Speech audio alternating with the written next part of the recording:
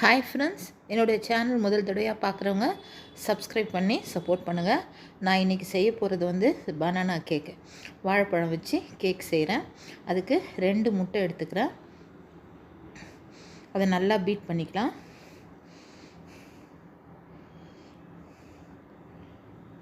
அதுலேயே 120 gram sugar சேர்த்துக்கிறேன். கிட்டத்தட்ட 1 கப் சுகர் வரும். அது சர்க்கரை நல்லா கரையிற வரைக்கும் அதை பீட் பண்ணிக்கலாம். நல்லா அடிச்சுக்கலாம். சர்க்கரை கரையட்டும். இல்லைன்னா பவுடர் சுகர் கூட நம்ம சேர்த்துக்கலாம், சீக்கிரம் கரையணும்னு நினச்சிங்கன்னா.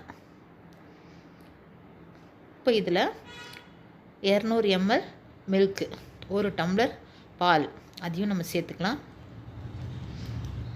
காய்ச்சி ஆற வச்ச பால், ஒரு 3/4 ஸ்பூன் எசன்ஸ், வெனிலா எசன்ஸ் சேர்த்துக்கிறேன். அதையும் சேர்த்து லைட்டாக கலந்து விட்டுக்கலாம். இப்போது மைதா மாவு எடுத்திருக்கேன். மைதா மாவு 240 கிராம், 2 கப் அளவுக்கு. அதில் 3/4 டேபிள் ஸ்பூன் பேக்கிங் பவுடரும் 1/2 டேபிள் ஸ்பூன் பேக்கிங் சோடாவும் சேர்த்து இந்த வடிகட்டியில் கலந்துக்கிட்டு நல்லா ஜலிச்சிக்கலாம். கட்டி இல்லாமல் ஜலிச்சு மாவை கொஞ்சம் கொஞ்சமாக மெதுவாக கலக்கலாம். ரொம்ப அடித்து கலக்கக்கூடாது. நான் மெதுவாக கலக்கிறத மாவை கொஞ்சம் கொஞ்சமாக சேர்த்து நல்லா கலந்துக்கலாம்.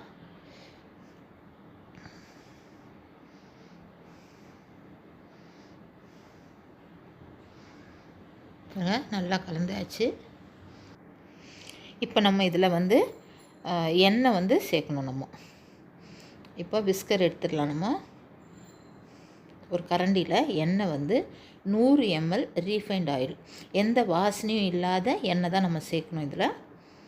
அதையும் போட்டு மெதுவாக கலந்து விட்டுக்கலாம். கரண்டிலே கலந்துக்கலாம். நம்ம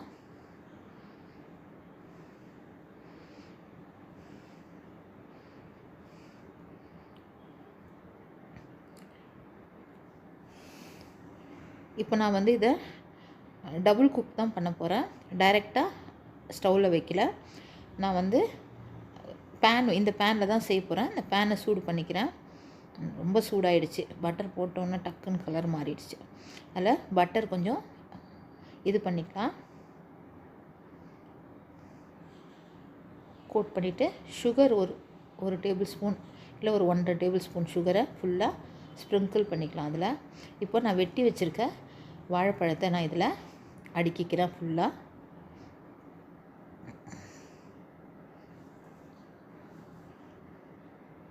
இப்போது பிரியாணிலாம் வைக்கிற தோசைக்கல், தடி தோசை தவா, அதை வந்து ஃபுல்லாக ஹீட் பண்ணிட்டேன், ப்ரீ ஹீட் பண்ணிட்டேன். அது மேலே இந்த தவாவை வச்சு நான் இந்த மாவை இப்போ அது மேலே சேர்த்துக்கலாம். எல்லா மாவையும் சேர்த்துட்டு சமன் பண்ணி விடுங்க ஃபுல்லாக. நம்ம எப்போவுமே எதில் குக் பண்ணுறோமோ அதில் பாதி தான் சேர்க்கணும். அப்போ தான் மாவு வந்து வெந்து மேலே உப்பி வரும் உங்களுக்கு, இட்லி மாதிரி.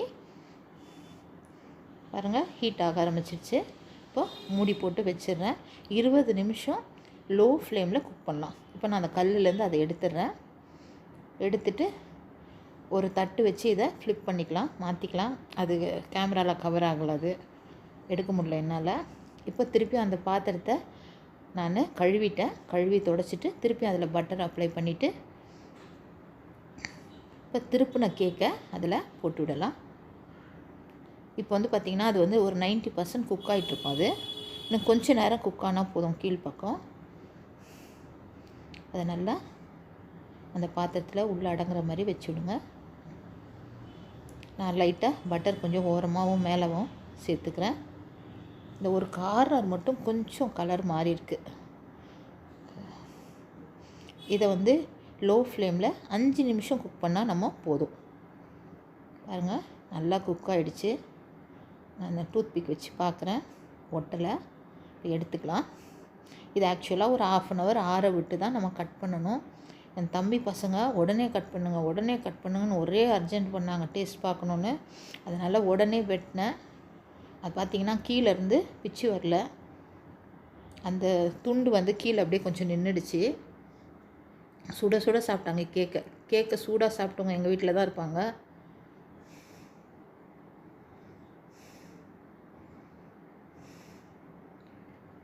சூப்பராக இருந்தது.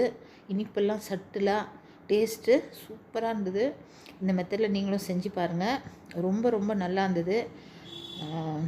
பிடிச்சதுன்னா லைக் பண்ணி, சப்ஸ்கிரைப் பண்ணி, ஷேர் பண்ணி, கமெண்ட் பண்ணுங்கள். சூடாகவே சாப்பிட்டாங்க 3 பீஸையும் பசங்க கடகடன்னு. பாருங்கள், கீழவும் காட்டுறேன். எதுவுமே பிடிக்கல, கரெக்டாக இருந்தது குக்கிங் டைமு. தேங்க்யூ ஃபார் வாட்சிங்.